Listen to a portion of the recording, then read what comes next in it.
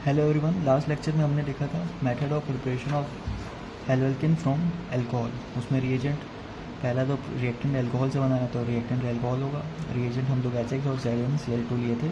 उसके बारे में हमने कई सारे पॉइंट डिस्कस करे थे। रीअरेंजमेंट को देखे थे क्या होता है, रिंग एक्सपेंशन देखे थे क्या होता है, ठीक है। और हमने बोला था रेट ऑफ रिएक्शन जो स्टेबिलिटी ऑफ कार्बोकेटाइन होती है। यहाँ पे एक और पॉइंट लिखिएगा, स्टेबिलिटी ऑफ फर्स्ट कार्बोकेटाइन होती है। फर्स्ट कार्बोकेटाइन का मतलब क्या है?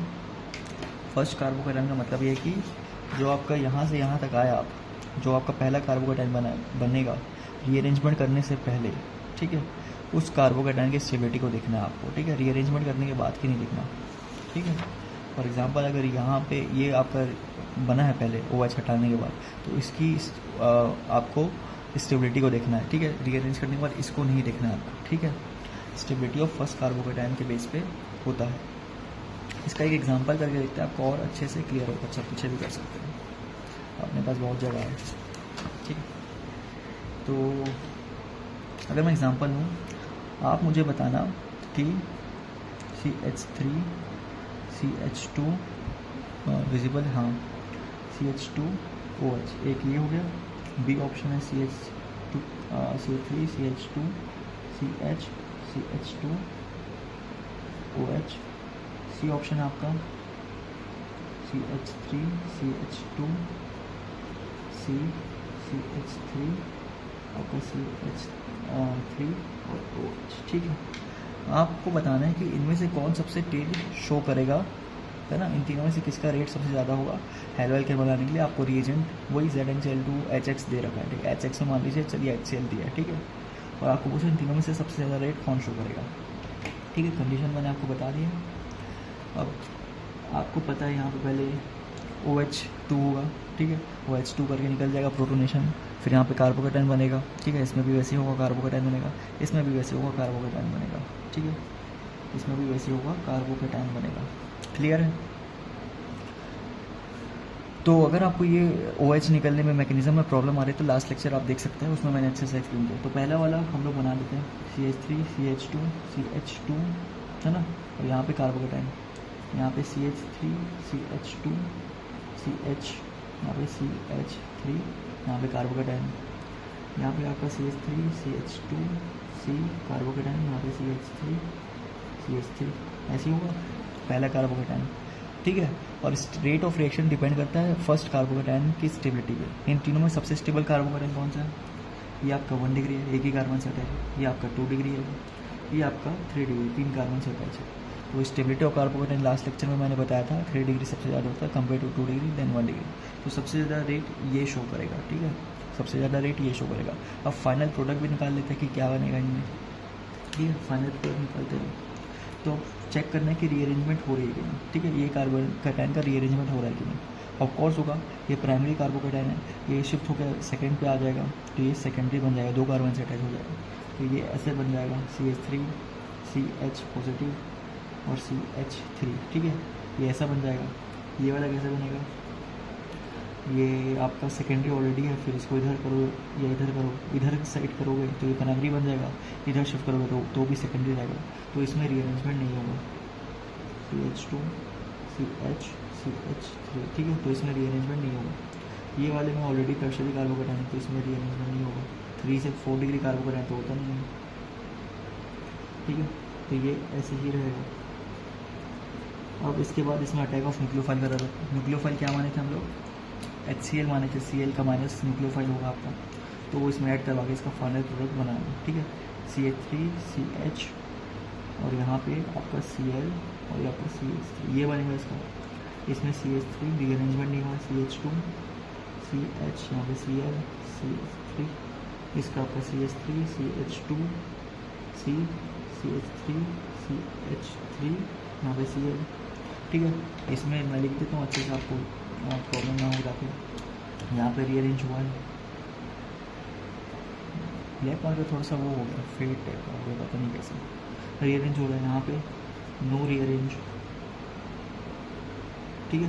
कोशिश करने के देखिए हमने रीअरेंज करने की, लेकिन हुआ नहीं। यहाँ पे भी रीअरेंज हो रहा है, नहीं सॉरी, यहाँ पे भी रीअरेंज नहीं हो रहा है। टर्शियरी कार्बोकेटाइन है, ठीक है। इसमें भी रीअरेंज नहीं हो रहा, इसमें हो रहा है, इसमें नहीं हो रहा है, ठीक है। एग्जाम्पल लिख लिया, अब हम लोग बात करते हैं एक नए कॉन्सेप्ट की। नया कॉन्सेप्ट नहीं, इसी से डिराइव कॉन्सेप्ट है, लुकास रिएजेंट। इसी से डिराइव कॉन्सेप्ट है जिसको बोलते हैं, मैं दूसरा निकाल लेता हूँ थोड़ा सा, ठीक है। ब्लैक वाला थोड़ा सा ज़्यादा ही थिकनेस उसकी बढ़ गई, ब्लैक वाले की वजह से दिक्कत हो रहा है। लुकास, ठीक है, लुकास टेस्ट बोलते हैं इसको। ये आपके बोर्ड्स में भी आता है और आपके नीट एग्ज़ाम में पूछा जाता है। ये होता क्या है? It is the test to distinguish 1 degree 2 degree 3 degree alcohol. 1 degree 2 degree 3 degree alcohol, ठीक है। 1 डिग्री 2 डिग्री 3 डिग्री एल्कोहल होता क्या है, ठीक है। अगर मैं बताना चाहूँ आपको तो 1 डिग्री एल्कोहल ग्रुप होगा, वो जिस कार्बन से अटैच है, ठीक है, वो एक ही कार्बन से आगे अटैच है, ठीक है, तो 1 डिग्री एल्कोहल है। अगर एल्कोहल जिस कार्बन से अटैच है वो अपने से 2 कार्बन से अटैच है, ठीक है, इसको डैश मार देता हूँ, तो 2 डिग्री एल्कोहल होगा। अगर एल्कोहल अपने से जो कार्बन से अटैच है वो 3 कार्बन से अटैच है, आर डैश, है ना, आर डबल डैश, तो ये 3 डिग्री एल्कोहल होगा। तो ये जो लुकास टेस्ट है ये हमको डिस्ट्रीब्यूट करने में हेल्प करता है primary, secondary and tertiary alcohols में, ठीक है, इसलिए इसका इंपॉर्टेंस है।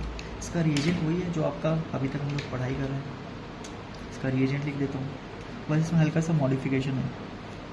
रिएजेंट है इसका वही HCl HX लेते हैं, है ना, HX लेते हैं, कॉन्सनट्रेटेड लेते हैं, है ना, आपको ऐसे दिया होगा HX कॉन्सनट्रेटेड, उसमें हम लोग ZnCl2 ले लें, लेकिन इस बार एनहाइड्रस ZnCl2 ले रहे हैं, एनहाइड्रस ZnCl2 ले रहे हैं। इसका रीज़न अभी आगे बताऊंगा आपको, पर यहाँ पे मैं लिख रहा हूँ, अगर आपकी 3 डिग्री एल्कोहल है, 3 डिग्री एल्कोहल है आपके पास, ठीक है, 3 डिग्री एल्कोहल है ना, और उसका आप ये रिएजेंट लेके रिएक्शन कराते हो, ठीक है, तो आपका एट दी एंड RCl बनेगा, ठीक है, और वो टर्बिडिटी देगा। टर्बिडिटी मतलब पता है, टर्बिडिटी मतलब पता है क्या आपको? झाग देना। झाग मतलब जैसे साबुन में झाग आता है ना, वैसे टर्बिडिटी उसी को बोलता है, झाग आना। तो टर्शरी एल्कोहल होगा, वैसे ही सेकेंडरी का होगा, आर वो सेकेंडरी एल्कोहल, ये आपका RCl देगा इसी रिएजेंट के साथ। ये आपका, अगर आपका प्राइमरी एल्कोहल है तो वो आपका RCl देगा।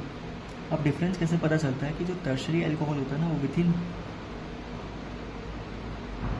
सेकेंड्स दे देता है टर्बिडिटी, ये मिनट्स में देता है, ये नो रिएक्शन करता है और वेरी स्लो, ठीक है, वेरी स्लो। ये आपको बोर्ड्स में अच्छे से लिख के आना है, ठीक है, पूरा एकदम पैराग्राफ भर के आना है, ठीक है। और नीट में क्या होता है, अगर आपको ऐसा क्वेश्चन दिया है कि which of the following under Lucas reagent alcohol show turbidity with in instant turbidity, है ना, और इंस्टेंट रिएक्शन, तो वो टर्शरी एल्कोहल वाला ऑप्शन होगा आपका, ठीक है। विद इन सेकेंड्स दे देता है, इंस्टेंट, ठीक है, कीवर्ड्स ये सब, ये विद इन मिनट्स देता है, ये नो रिएक्शन और वेरी स्लो बोल सकते हैं हम लोग, ठीक है। तो अगर मैं कंपेयर करूँ रेट की, तीनों के रेट की, अगर इसका रेट 1 है, इसका 2 है, इसका 3 है, तो 1 का रेट ज़्यादा होगा सबसे, देन 2, देन आपका 3, ठीक है, देन आपका 3 रेट ऑफ रिएक्शन है। और यहाँ पे एक और रीज़न ये आता है कि हम लोग यहाँ पे एनहाइड्रस ZnCl2 कह लेते हैं। बाकी अभी तक जितना हमने पढ़ा ये वाला मैकेनिज्म के बारे में, हमने ZnCl2 लिया। यहाँ पे एनहाइड्रस इसलिए लेते हैं, एनहाइड्रस का मतलब होता है वहाँ पे पानी नहीं होगा, पानी को पूरा ड्राई कर लेंगे, है ना, पानी नहीं होगा। होता क्या है कि हमारा जो एल्कोहल है, ठीक है, ऐसे हेलो एल्केन बनता है, यहाँ मैं दूसरे मार्कर से लिखता हूँ, किससे लिखूँ, ऑरेंज से लिखता हूँ। आपका जो हेलो एल्केन बनता है, अगर एनहाइड्रस नहीं होगा, उसमें पानी होगा, तो ये वाटर के साथ रिएक्शन करके वापस एल्कोहल बना देता है, ठीक है। तो यहाँ पे लिख देता हूँ, दिस इज़ वाई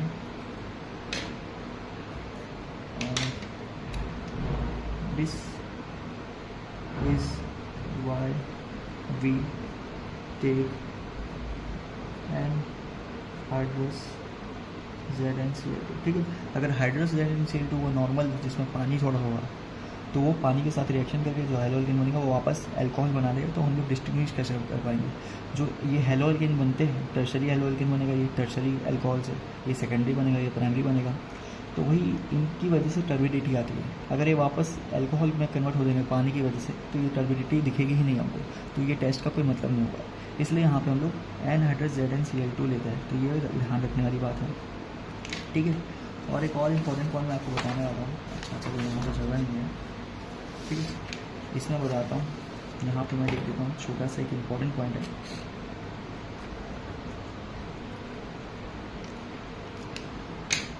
जो 1 डिग्री होते हैं ना, 1 डिग्री अल्कोहल जो है आसानी से रिएक्शन नहीं करते, ठीक है, उनका कार्बोहाइड्रेट थोड़ा कम स्टेबल होता है, इसलिए रिक्वायर्ड कैटेलिस्ट, और कैटलिस्ट क्या था अपना ZnCl2, ठीक है। But 2 degree and 3 degree can react without catalyst also. तो मतलब 2 डिग्री और 3 डिग्री अल्कोहल दिया होगा, उसके साथ अगर आपको बस HX दिया है तो आपको समझ जाना ये वाली रिएक्शन हो रही है, यहाँ पे यही वाला मैकेनिज्म लगेगा, कार्बोकेटाइन बनेगा। लेकिन अगर आपको प्राइमरी अल्कोहल दिया है तो most of the time, maximum time उसके साथ आपको कैटलिस्ट देगा।